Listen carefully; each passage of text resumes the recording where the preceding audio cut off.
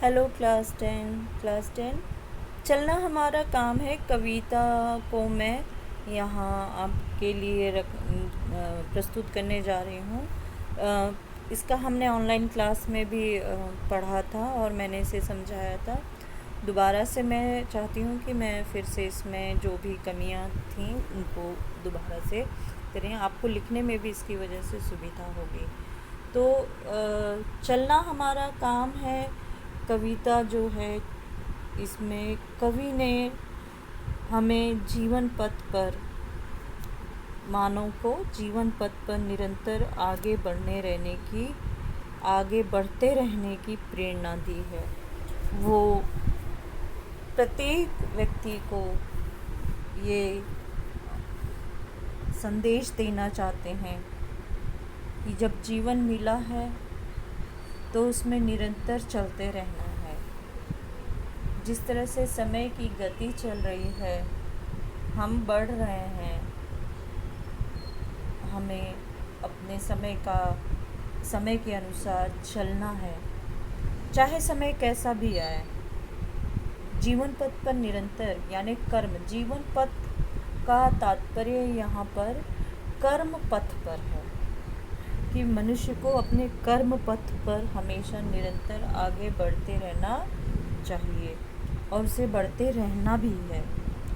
जीवन में हम तभी प्रगति कर सकते हैं जब हम सतत आगे बढ़ते रहेंगे, यानी हमारे कर्म ही हमें जीवन पथ पर आगे लेकर जाएंगे। तो जैसा हमारा कर्तव्य है कि हम निरंतर अपने जीवन का कर्म करते ही रहें। जीवन इसीलिए मिला हुआ है और कर्म करते हुए सफलता असफलता सभी तरह की चीज़ें हमारे सामने आएंगी। और ऐसे में अगर हम असफल होते हैं तो हमें साहस और धैर्य दिखाना होगा और आगे के कठिनाइयों से संघर्ष करने का सामना करना होगा। अगर सफलता मिल भी जाती है,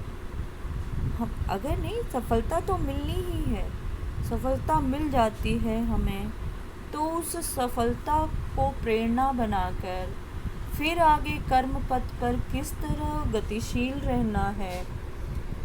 क्योंकि जब तक जीवन है, कर्म तो करना है।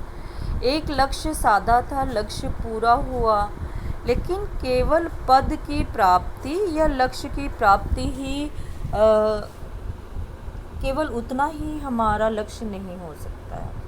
लक्ष्य मिलने के बाद उस पर निरंतर कार्य करते रहना, उसे आगे बढ़ाते रहना भी जीवन का लक्ष्य है। तो हम इस तरह से जब चलेंगे तो हमें अपने जीवन को लक्ष्य मिलेगा। लक्ष्य जीवन को मिलना चाहिए। तो हमारा जीवन जो है वो लक्ष्य यही है कि संसार में आए हैं तो हमारा कुछ न कुछ कर्म होना ही चाहिए, अच्छे कर्म होने चाहिए। और ऐसे कर्म करते समय हमें तमाम बाधाओं का सामना करना पड़ेगा, परंतु हमें रुकना नहीं है। तो जीवन पथ जो है वो गतिमान है और जो रुक जाता है वह जीवन मृत्यु के समान है।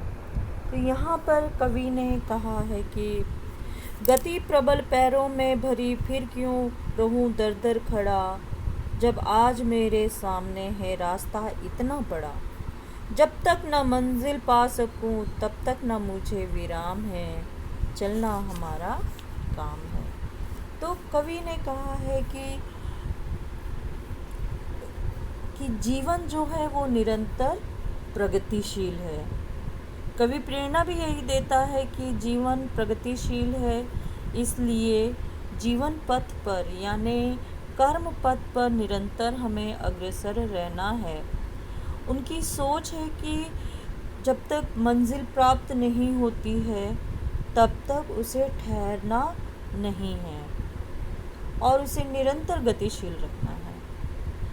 कवि हमें गतिशील रहने की प्रेरणा देते हुए कहता है कि जब तक मेरे पैरों में शक्ति है, गतिशीलता है, तो फिर मुझे जगह जगह खड़े होने की आवश्यकता नहीं है। अर्थात कि उसे विश्राम करने की आवश्यकता नहीं है। वो अपने आप को थका हुआ क्यों माने। दर दर खड़ा होना यानी विश्राम करने के लिए खड़ा होना, सहायता के लिए खड़ा होना। तो उसे अगर वो विश्राम के लिए रुक जाएगा थक कर, तो आगे बढ़ने में कठिनाई होगी। इसलिए उसे थकना नहीं है। हमें जीवन में गतिशील रहना है। मुझे अभी बहुत दूर तक जाना है, रास्ता भी अभी बहुत बाकी है। क्यों? क्योंकि लक्ष्य जो है वो अभी उसका पूरा नहीं हुआ है। उसका लक्ष्य जीवन का कर्म पथ पर चलते रहना, उसका जीवन लक्ष्य अभी पूरा नहीं हुआ है। अतः रास्ता अभी बहुत पड़ा हुआ है। जब तक मुझे मेरा उद्देश्य प्राप्त नहीं हो जाता है, तब तक जीवन में रुकने की आवश्यकता नहीं है। यही कवि का उद्देश्य है। इसीलिए वो कहता है कि जब तक न मंजिल पा सकूं, तब तक न मुझे विराम है। जब तक मैं अपने लक्ष्य को प्राप्त नहीं कर लेता हूँ, जब तक मेरे जीवन को लक्ष्य नहीं मिल जाता है, मेरे जीवन का लक्ष्य मुझे नहीं प्राप्त हो जाता है, तब तक मुझे थकना नहीं है, तब तक मुझे कहीं विश्राम नहीं करना है। अगली पंक्ति है कि कुछ कह लिया, कुछ सुन लिया, कुछ बोझ अपना बट गया, अच्छा हुआ तुम मिल गई, कुछ रास्ता ही कट गया, क्या राह में परिचय कहूँ, राही हमारा नाम है।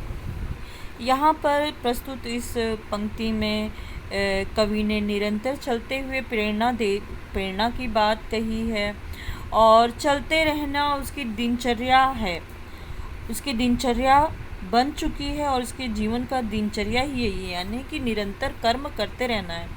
इसलिए उसने अपना नाम राही और पथिक कहा है। कवि को गतिशील जीवन प्रिय है। तो क्या राह में परिचय कहूँ, राही हमारा नाम है। कवि ने कहा अभी तो लक्ष्य, मेरे जीवन का लक्ष्य ही नहीं प्राप्त हुआ है, तो मैं अपने नाम का परिचय क्या दे सकता हूँ। तो जीवन पथ पर गतिशील रहते हुए कवि के जीवन में उसके मित्र का सुखद एहसास मिलता है। कवि को एक सुंदर साथी मिलता है, जिसके साथ वो अपने सुख दुख, अपने मन की बातों को साझा करता है। विचारों का आदान प्रदान होता है, जिससे मन हल्का हो जाता है। कोई ऐसा उसे मिल जाता है जिससे वो अपने सारे दुखों को, पीड़ा को कह के बांट सकता है। वह मित्र था, वह सखी थी, जो कोई भी था, मित्र उसके जीवन को एक रूप देता है। वह उसके जीवन में साथी बनकर आता है, जो उसे जीवन में संबल पहुंचाता है। तो ये मित्र स्त्री भी हो सकती है, पुरुष भी हो सकती हैं, लेकिन यहाँ स्पष्ट है कि अपने महिला मित्र के बारे में कवि ने कहा है कि जीवन पथ पे चलते हुए हमें ऐसे मित्र भी मिलते हैं जो ज़रूरी नहीं है कि वो सब मित्र पुरुष हों, स्त्री भी हो सकते हैं। और स्त्री जब है तो प्रेम का प्रभाव भी उसमें होता है। तो उस रिश्ते में रहते हुए कवि को ये महसूस होता है कि अगर वर्तमान में वो उनके साथ नहीं हैं, तो भी जो भी सफ़र उन्होंने उनके साथ तय किया वो बहुत सुंदर था, क्योंकि उन्हें अपने विचारों को, अपने दुखों को, अपनी तकलीफ़ों को आदान प्रदान करने का अवसर प्राप्त हुआ, जिससे कि उनका मन हल्का हो गया। तो जीवन पथ पे उनका सहयोग भी बहुत महत्वपूर्ण रहा। मस्तिष्क में जो बोझ सा लदा रहता था या कहने सुनने से जो बोझ हल्का हो जाता है, वह अपने मित्र से बांट कर उन्हें बहुत सुख की प्राप्ति होती थी, उन्हें सुख महसूस होता था। और जीवन के पथ पर चलते हुए इस प्रकार उन्हें अपनी लक्ष्य की दूरी तय करने में काफ़ी सहायता मिली। इसलिए कवि उनका शुक्रगुजार होता है, उसके लिए वो उनको धन्यवाद देता है और वो कहता है कि अपना मैं परिचय क्या दूँ, मैं किसी को अपना क्या परिचय दूँ। क्यों? क्योंकि अभी तो मुझे मेरा लक्ष्य प्राप्त नहीं हुआ है। जब तक लक्ष्य प्राप्त नहीं हुआ है तब तक वो मात्र एक राही है, और राही का जीवन जो है निरंतर उन्नति और प्रगति के पथ पर चलना है। इसलिए वो कहते हैं कि क्या राह में परिचय कहूँ, राही हमारा नाम है। तो अभी तो उसको अपने जीवन का लक्ष्य नहीं मिला है। वो जो जीवन में करना चाहता है, लक्ष्य को प्राप्त करने के बाद भी जो और लक्ष्य हैं, उसको जब तक उसकी पूर्ति नहीं हो जाती है तब तक उसका कोई परिचय नहीं है। तो वो अभी बिना परिचय का ही है। बच्चों, बाकी का जो है इसमें वो मैं आपको अगले और वीडियो में भेजूँगी, और आप लोग इसे सुनकर कृपया ज़रूर इसे लिखने का प्रयत्न करिएगा, और जो आपकी अभ्यास पुस्तिका में जो दिया हुआ है उससे इसका मिलान करके इसमें जो कमियां हैं उनको इस वीडियो के माध्यम से वहाँ पे अपनी बुक में इसको लिख कर थोड़ा मेंशन कर लीजिएगा, ताकि आपको एक्स्ट्रा मटेरियल मिल जाए। तब तक आप अपना ध्यान रखें, काम पूरा करें।